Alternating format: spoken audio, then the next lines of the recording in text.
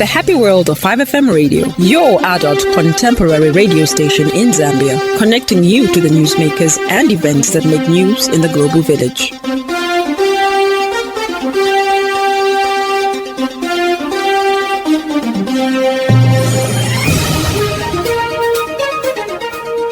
Good morning. With the news at 6:15, my name is Judith Mwape.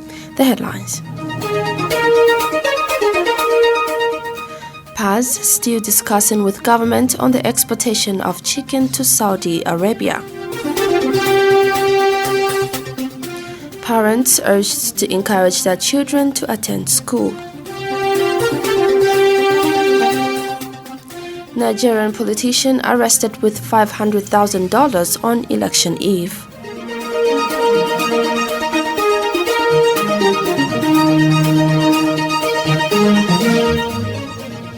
And now the news in detail.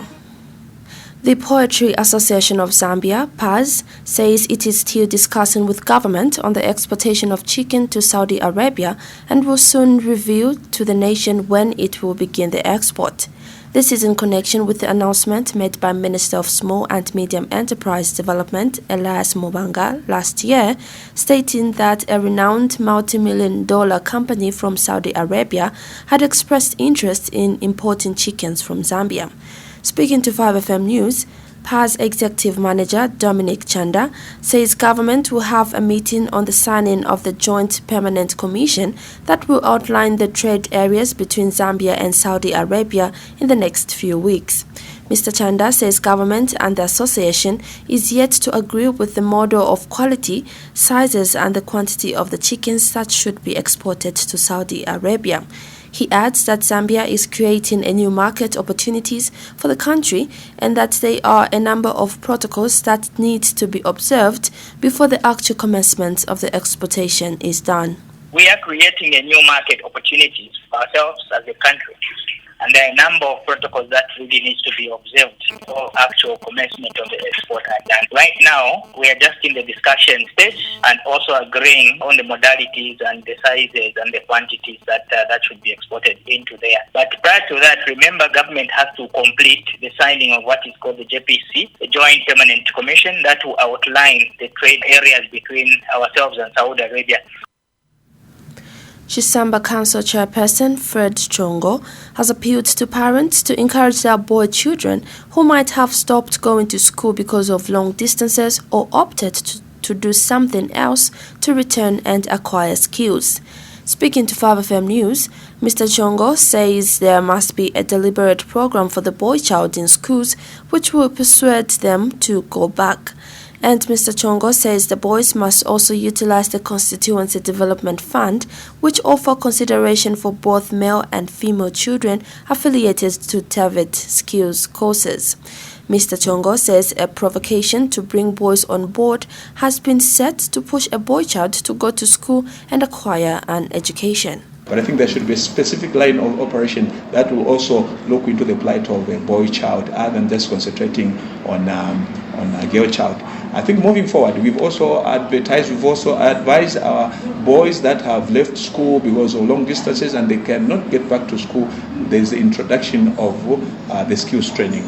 We've gone around all the world to sensitize, to tell our people that it's these monies that have come under CDF is not specifically talking about women.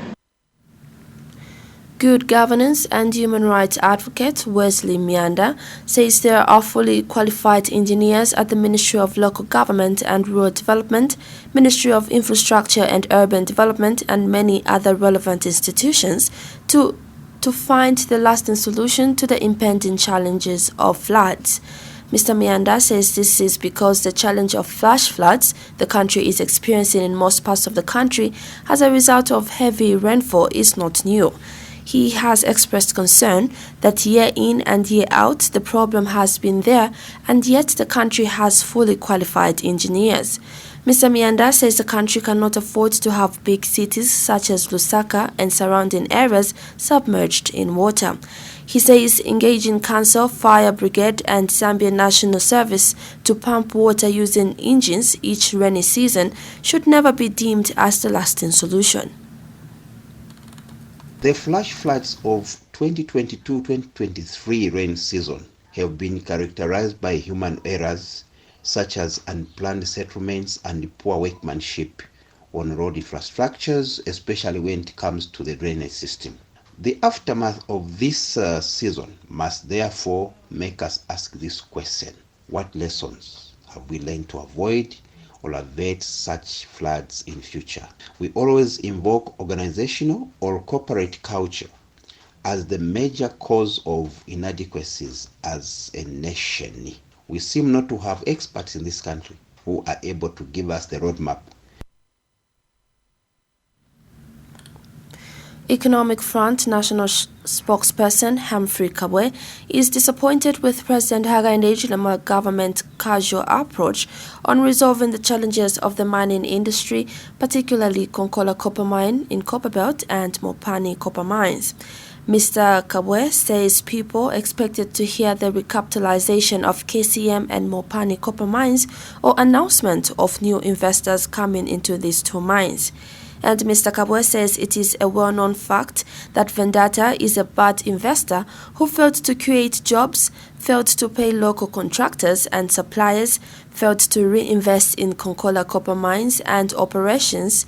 Therefore, coming back will not solve anything.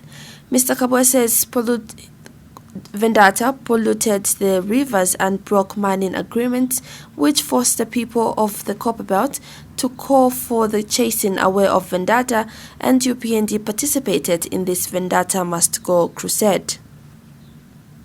Vendetta return won't reduce the cost of living and production, but rather cause more discontent and division among different stakeholders across the country, particularly on the Copperbelt. It is a well-known fact that Vendetta is a bad investor who failed to create jobs, failed to pay local contractors and suppliers, failed to reinvest in KCM operation, especially in expanding the mine, polluted the rivers and broke mining agreement, which forced the people on the Copperbelt.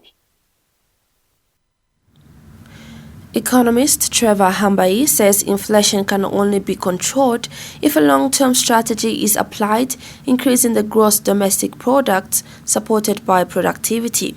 Mr. Hambai was commenting on the increase of inflation from 9.4 to 9.6% recorded in the month of January 2023.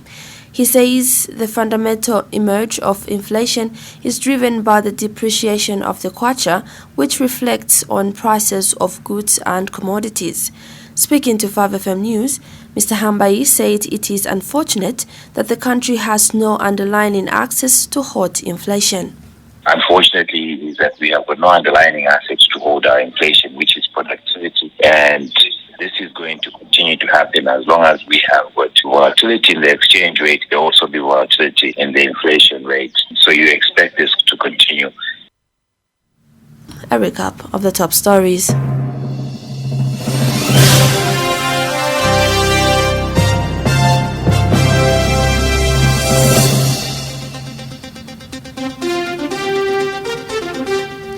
PAS still discussing with government on the exportation of chicken to Saudi Arabia.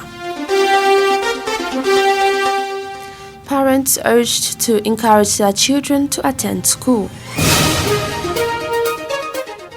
Nigerian politician arrested with $500,000 on election eve.